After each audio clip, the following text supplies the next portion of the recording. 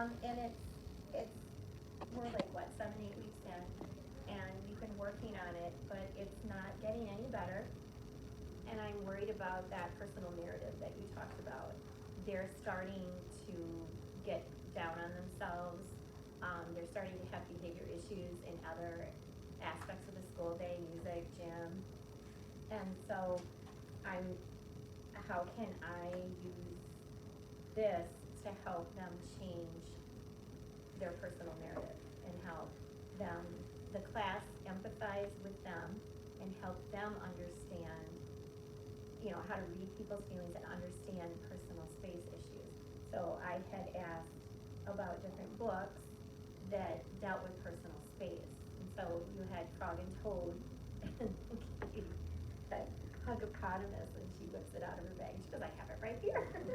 So she had that book, but just knowing, some books to read. And then we have been dabbling with the anchor chart along with those book conversations and listing some of the nuggets that we pull out from the conversations that we've been having, and then having a side on the anchor chart where the kids sign when they've tried doing something that they've learned through that book conversation and what the kids have talked about.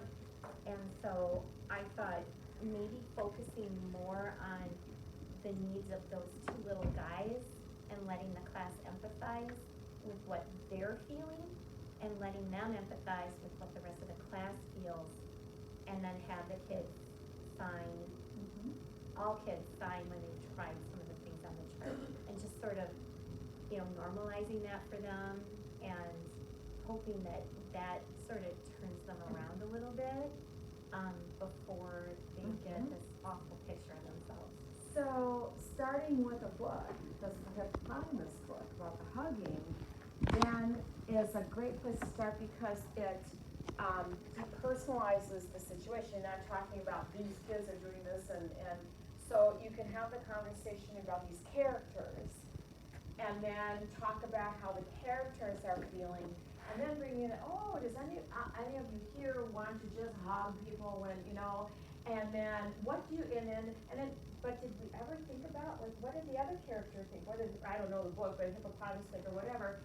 So they get to start having those conversations about how the characters felt, what happened as a result of that, taking that and say, well, how could we use that here in our classroom? How could whoever the author is, the message, and ask them, what do you think, why do you think the author wrote this book?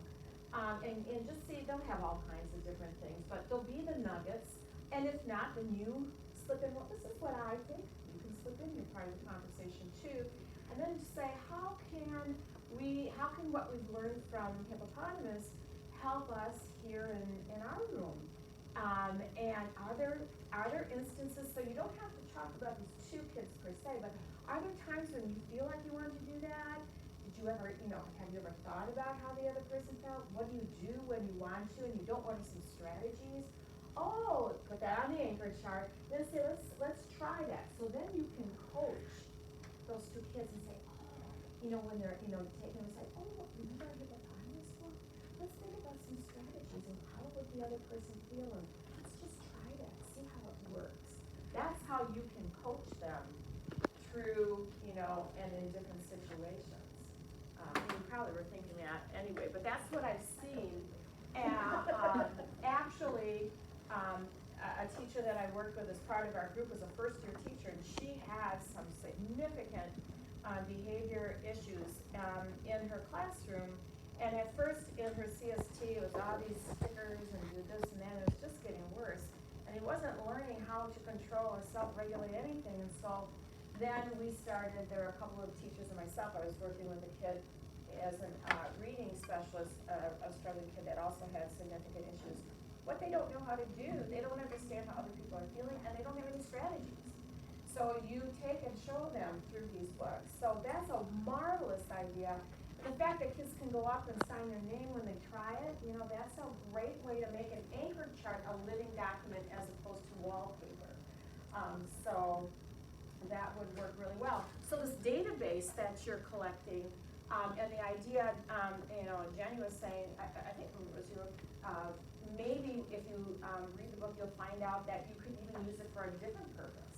than what was categorized in the database. Or as Sarah said, maybe it's not going to work at all for you because your issues, your context is just a little different than that. But a database is helpful because finding those books in the moment is hard. And so the more we can expand that, now here's what, a caveat to that, and something you absolutely should not do. And I rarely say, absolutely don't do this, but I'm telling you, don't do this. Don't say, okay, 4K is gonna take these books, and then first grade, kindergarten's gonna take these books, and first grade's gonna take these books. It doesn't work that way. Because even in Trace Words, or Opening Minds, I can't remember which one, Geraldine, I think, was the teacher, and she was doing a read aloud, and one of the kids said, oh, we read that book last year. And her response was, wait, are you different people now? Yeah, well, you're gonna learn something new from this book this year.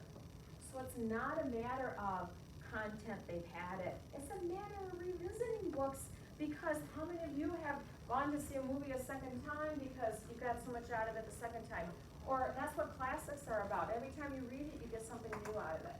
That's how we approach these books, because once you start doing that, now you're gone down the path of standardization, and this is here, and this is here, and this is here, and that's not what this is.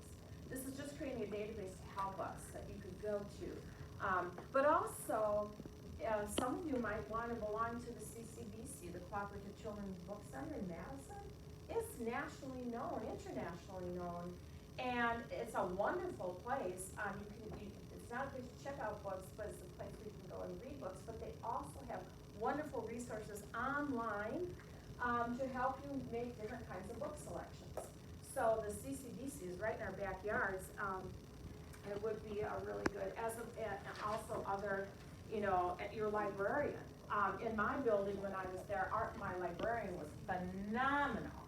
And she knew we were all about social imagination and critical literacy. She was always giving us these books that none of the other teachers are picking up. There's a cohort of us that were really into this, and she was phenomenal in helping us locate new books and books that had these kinds of themes that we were looking for. So delve into those folks. So I hope you've put down and committed to something that you're going to bring back next time.